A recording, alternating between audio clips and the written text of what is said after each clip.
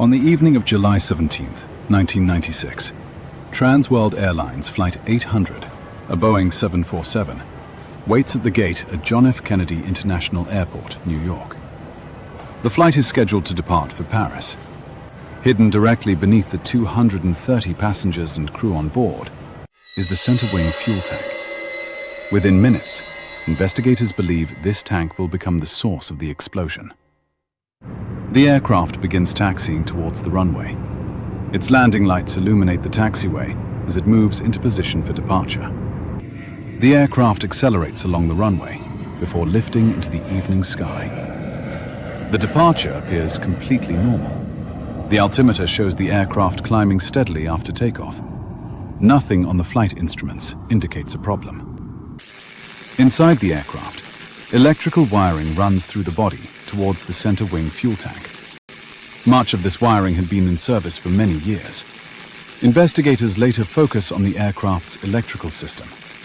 They believe an electrical short circuit allowed energy to reach the fuel tank. The cockpit instruments continue showing a normal climb.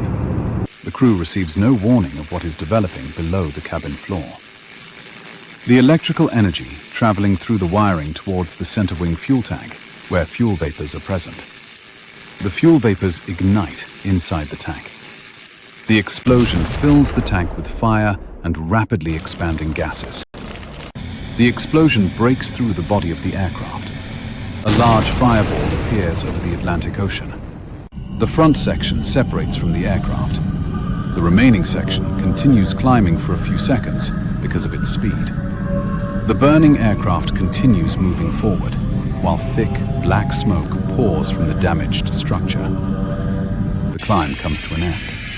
The burning aircraft begins falling towards the Atlantic Ocean. The aircraft breaks into several large sections. Burning pieces spread across the evening sky. Burning wreckage falls into the Atlantic Ocean, leaving bright trails of fire behind it. As flames spread across the surface of the Atlantic Ocean, the final wreckage disappears into the darkness. Everyone on board is killed.